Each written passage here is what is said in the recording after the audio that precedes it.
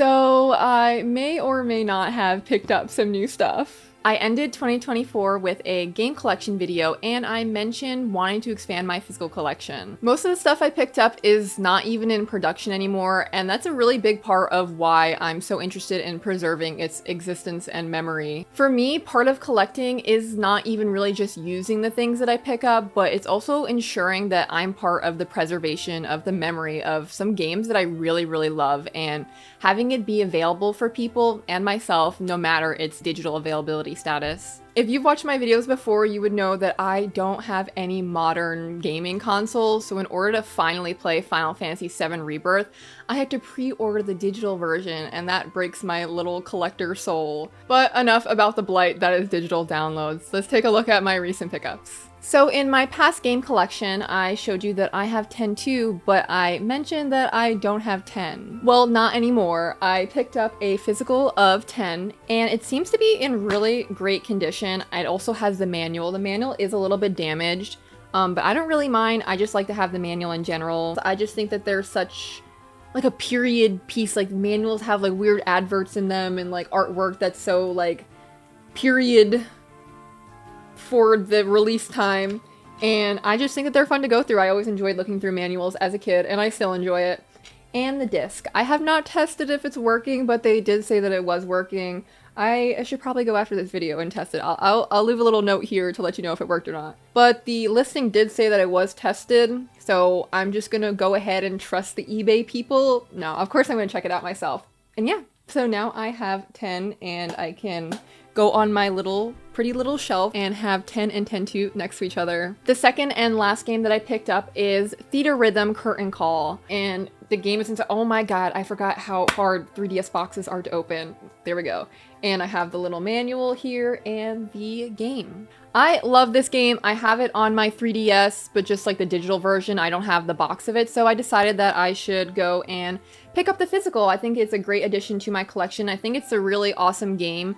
I love the Final Fantasy songs. Like, two of my favorite things about the Final Fantasy series is honestly the music and the fashion, among other things, but those are probably like my two favorite things. So I really wanted to have Theatrhythm so I can listen to the music and play a game along with it. If you're a fan of Final Fantasy and you have not heard or played of Theatrhythm, then I really recommend you check it out. It's a really chill game. Basically, it's just like a rhythm game for the Final Fantasy music. So yeah, I think every Final Fantasy fan would safely enjoy this game. Just overall a good chill time. Also, this is like an odd comment, but for some reason the 10 box is heavier than the 10-2 box. I don't really know why. I don't think the manual is any thicker for this game. Let me check it out. Is it? Actually, you know what? Let's compare. No, the manuals are the same thickness.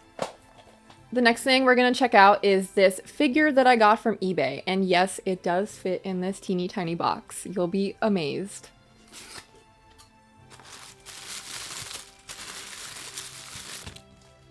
So it has two pieces here, a teeny tiny figure and a little stand. So this is a Trading Arts mini Renoa figure, and she is so tiny. I love her. The detail painting is pretty decent for what it is, and her face looks pretty good as well. I don't really have any major complaints for what I expected, and I actually think it looks a little bit better than I thought it would. So she is going to sit on my little desk with me. I am so excited for what's inside this box, you have no idea. I've been considering and pondering buying this item for a really long time, and I saw it at a good price and I decided to just jump on it, and I'm really glad that I did because there was about 2 on eBay, and after I bought mine, I checked a couple days later and the second one was also purchased, and when I looked it up on eBay, there were no more listings for this item at all, and there was a few of them on other websites, but they were like over $80 and I'm not sure what they're like now. So I got this for like 40 bucks, like all considering. So buying it for 80 is a lot different than buying it for 40. And I think it's kind of hard to get it now, so I'm really glad that I jumped on it when I did. So let me stop yapping about it and let you guys see what's inside.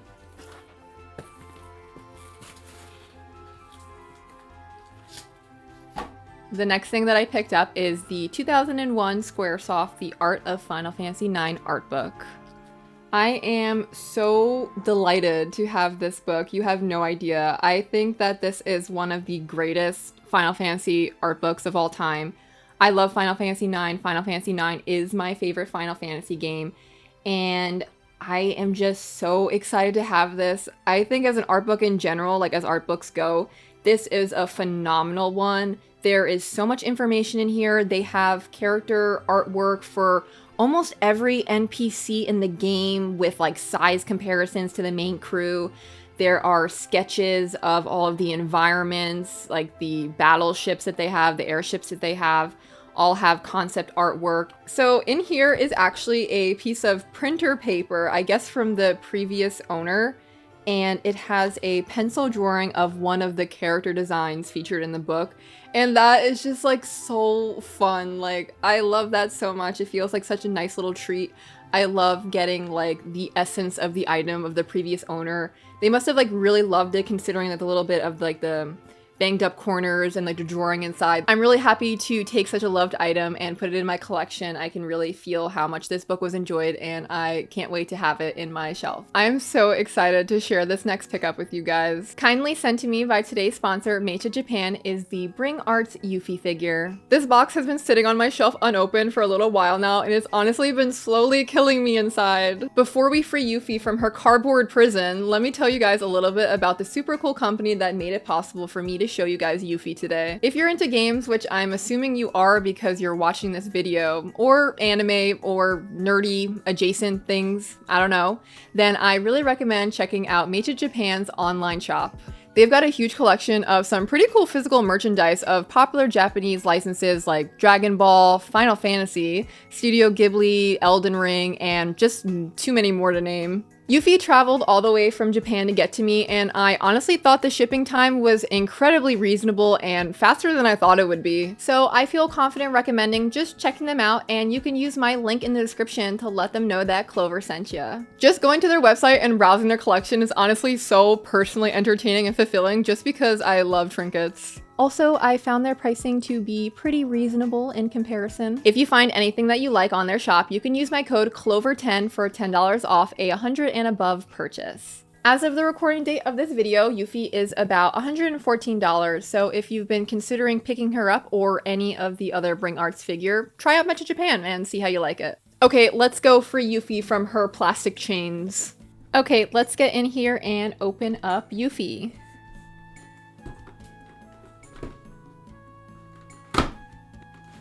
Pull her out. Oh my gosh, she's got like this silly other little face. I guess you can like swap the faces. It looks kind of like scary when it's not attached though. I think the stand is included, but I'm not sure. Okay, so this is what we are working with. Okay, yeah, so here is the included stand. So let's take this out.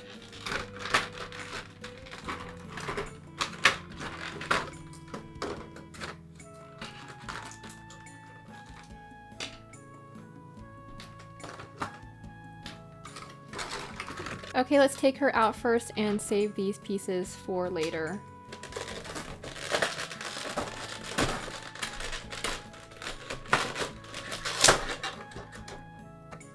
Okay, we have her little body.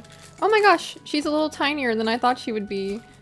She is super cute. Okay, take out the rest of the pieces. Okay, everything just kind of comes out easily. And then we got her shuriken. And then some replacement hands. Oh my gosh, she's so cute. Okay, let's take this plastic off of her. I think I'm gonna need a scissor for this. Okay, let's try and carefully cut this off. I don't recommend what I'm doing here. I just don't know where my scissors are. She has individual plastic wrapping on almost all of her joints, which I think is pretty impressive. Oh no. Okay, this just pops right back on. Which way was it? Was it this way? Oh god, I don't remember. There we go. That's correct, maybe? In order to take off all of this plastic, they've forced me to dismember her, but I find that she comes apart pretty easily, so that wasn't really an issue. I kind of appreciate that she had plastic all over her joints to protect her. That's kind of cool. No complaints there. Okay, so now we have Yuffie and we have a different face for her that we can swap out. And then we have 4 different hands. So I guess 2 for each hand, I guess. 2 lefts and 2 rights. And then we have her shuriken weapon over here. Okay, let's attempt to pose her now like we see on the box. Now we have to try and change her face. So I think we lift it up like this. Oh! Okay, we've got the face off, and let's switch it for this other one that we see on the box art. So I think the face just kind of goes on this piece here. Ooh. Okay, I think that's on secure, and we put her hair back on because she's bald. Pop that back into... Oh my gosh. We've beheaded Yuffie. Okay, I think this should be fine. We just snap her back into her body. Okay, I will say that the face snaps are not as pleasant as the body. Okay, I got it, and we have Yuffie's new face on. So this arm stays over here, like we see on the box, and then this arm, we have to switch a hand. That's gonna be fun. Okay, so we have to bend this arm up. Ooh, that joint is a little funny. Maybe I'm not doing it right. Okay. That arm stays like this, and then we're gonna pop this hand off. Which hand is the right hand? I think we're gonna need this one. Let's take this hand and put it back over here. This is my first figure. I actually don't have any anime or gaming figures at all. And it's so much fun. I see why people do it now. It's like playing with toys with your favorite characters as an adult. It's really cool. I hope this isn't like a gateway into collecting more figures. Oh my gosh, my money. Oh my gosh, how do we put this slides in? No. Maybe like this. There we go. Did we get it? Is this right? Her head is kind of down for some reason, and you try and lift it up, it like does some funny stuff.